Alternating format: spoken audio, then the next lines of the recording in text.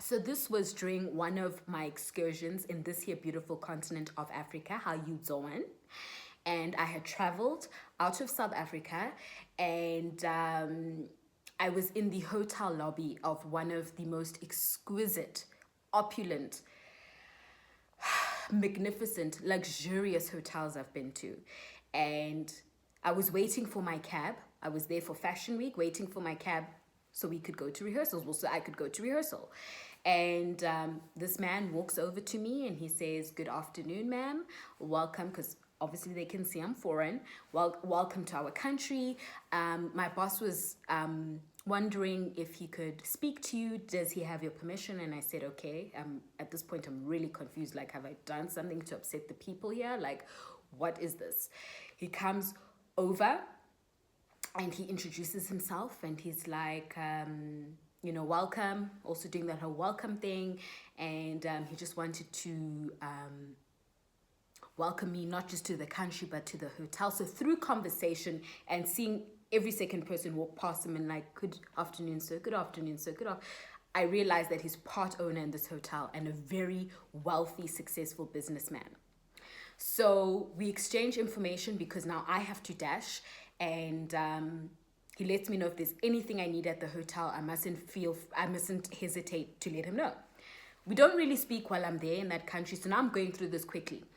We don't really speak while I'm still in the country. I come back to South Africa. A couple of months later, he messages me and he lets me know he's going to be in South Africa. He's been invited for a business conference. Would I be interested in having dinner with him? So I say, okay. Now, in the back of my mind, I'm thinking, I really hope this isn't one of those wealthy men who are just douches on another level. Like, you guys know what I'm talking about. Those men who talk at you, not even to you. They talk at you. Everything is about them. They are just arrogant, full of it, unattractive because of it, just that whole mess. But at the same time, I'm thinking this could be a great opportunity. I've got projects that I'm working on. I'm trying to move kind of more towards the business space and more away from modeling. This could be an opportunity to speak to or find out if he would be the type of person I could include in a particular project. So I go and have dinner with him and get to that place. He lets me know I'm a set a time and a place that I'm happy to meet. And now, because I'm also conscious of the fact that he's got such strong security detail and there are certain places he cannot go because of it, I select this hotel here in Sandton, particular hotel, the Intercontinental at Sandton, in Sandton, and we meet there. And it's close to my house as well, so I just like, this works perfectly for me. So go to the Intercontinental and he's there, looking so fine. Anyway, get there, start talking. He's being really humble, not speaking much. Now remember, guys, I don't know him that well. So everything he's doing, I'm trying to figure out, is this who this man is, or is he just doing it for show? I know it's bad. I was prejudging, but it's what I was thinking. So coming across really humble. So we having drinks, everything's going well, and we get into conversation. And before I know it, you guys, we're talking about business. Was I not glad I went to have dinner with this man? He's giving me all of this amazing advice about being in the business world. And the reason I'm doing this video is that I felt that even if you're not in business, like trying to run your own business, but you're employed by somebody and you just want to grow even in your own life, these are just life lessons you can take. So one of the things that he said to me was, learn to move low key, like learn to move privately. We were laughing about this whole social media era where everybody has to be on social media, popping for the gram, popping for this, popping for the public. He was like, most of those people you're trying to pop off for don't even want to see you do well. So who are you trying to do all of this for? Move quietly. Learn to move quietly. That's number one. Number two, he said, don't speak on things before they've actually come into, is the word, they've come into being. They actually exist. Don't speak on things when you're still about to sign contracts and you're still trying to speak about it once you've secured that thing. Again, not everybody's trying to see you win. Another thing, that's number 2. Number 3 was your energy is sacred, protect it. I felt that down to my spirit. Your energy is sacred. I've heard a lot of people kind of, I know, for example, like Amber Rose did a post about it and was kind of laughing it off or brushing it off. And hey, I'm not judging her. Everybody has their own beliefs. This is my belief. When in life, just generally, the people you surround yourself with, the people you get into bed with, are people you're sharing energies with. And if that energy is not correct, guys, it can mess around with your life, with your karma. It can mess with business deals. It can mess with some things. As people like to say, it's just bad juju. It's just such bad juju. Like, it's just, yeah, guys, I've heard Americans say that, yeah, it's bad juju. Just be very careful about your energy.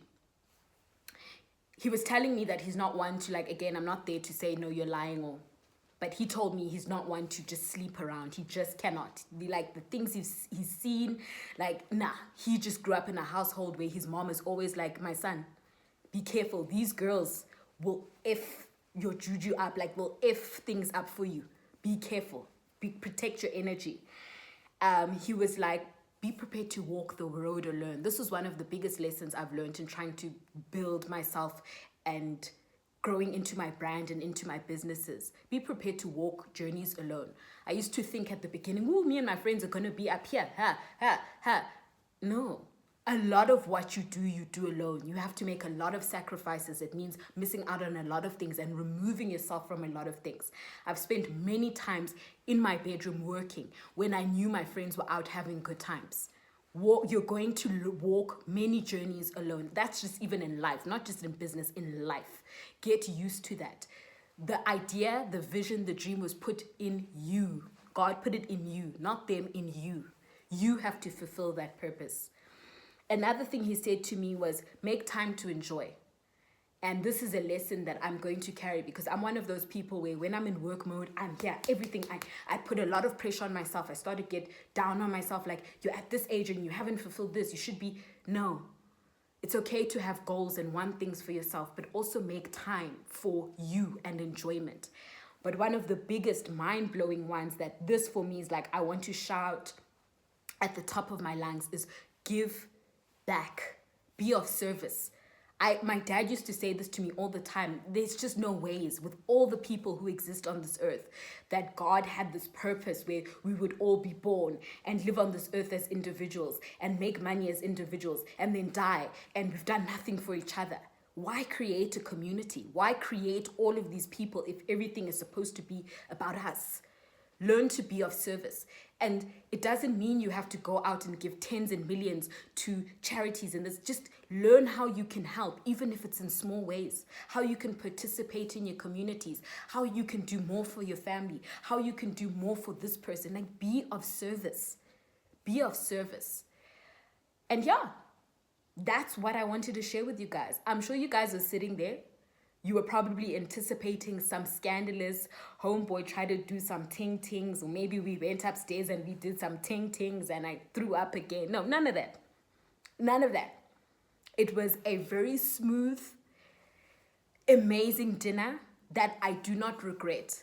And then, of course, at the end of it, he was like, how did you get here? Very respectful, guys. Again, how did you get here? And I said, no, I came here with a cab. I'm not too far.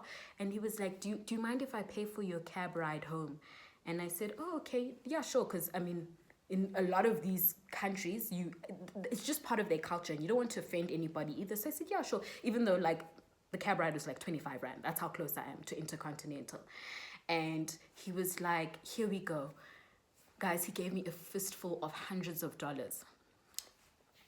I wasn't going to give that back, okay? Even though it's 25 Rand. Thank you, sir. Good night. And that was my dinner with the millionaire.